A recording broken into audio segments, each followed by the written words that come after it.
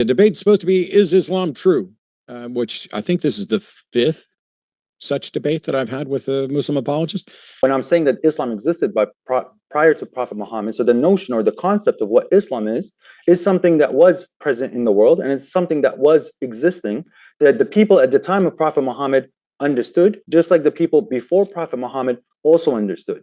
So Islam is not based on just the Quran. So Islam exists outside of the Quran, is what I'm trying to explain. So you were saying that, and none of that matters, because the subject of tonight's debate is whether or not it's true, not whether or not some concept that you want to identify as Islam existed prior to the Quran.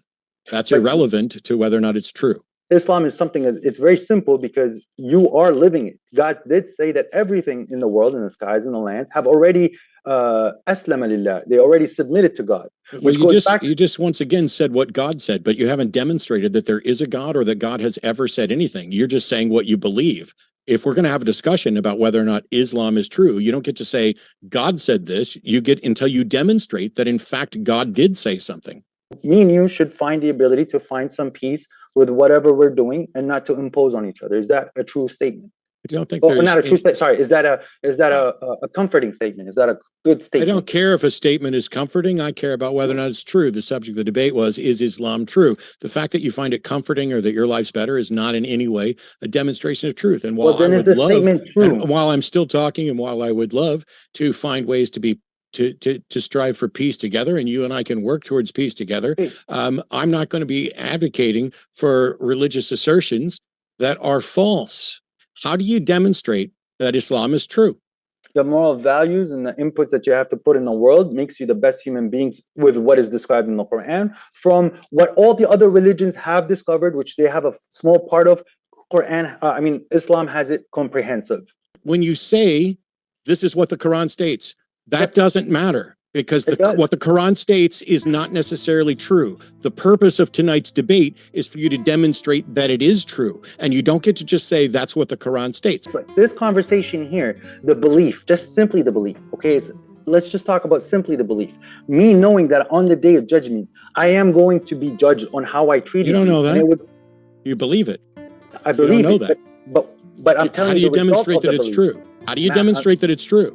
Man, the only way I could demonstrate to you is the truth is I told you so at the end. At this point, there is no way to prove Telling me so doesn't mean it's true. Man, I'm asking you, you're saying that you know that there's going to be a day of judgment. And I'm saying, how do you know that that's truth? Okay, so the word that God used in the Quran is that you don't know that God used a word? All right, but can you take it from my terminology without being so technical? No, because you know what I mean. No, because that's not how logic and reasoning work. You don't get to But this is how conversations You don't get work. to begin with the assumption of the very thing you're trying to prove. How do you know that there's going to be a day of judgment? How do you know that it is true that there will be a day of judgment? The way that I know it's true is because of the prophecy from the religion that I follow. The religion is giving me the best ingredients to live in this world, and it's prophesizing for me to stay on track that you will be judged. As I was trying to say, that belief is the motivation for why people can't stay on track. It is very difficult, as you yourself has insulted me a few times earlier when I didn't mean to be derogatory, but you took it from me as an insulting way. But me, even though I'm sorry, I would give you an insult back, but I try not to, because it's not the best way for us to deal in a conversation. No, the best way would be to be honest and not accuse people of straw man. And then the best way would be to say, hey, how do you know this is true? To admit that you do not know it's true, and you have no methodology, and you have no way to demonstrate that Islam is true, which you've admitted obliquely, but you won't admit it directly. No, because you're saying that you know it's true because you believe the prophecy of the religion. But whether or not you believe the prophecy of the religion is not in any way a demonstration that it is true. You're attaching concepts which I'm not talking about in a way so that yes, logic, truth, and evidence.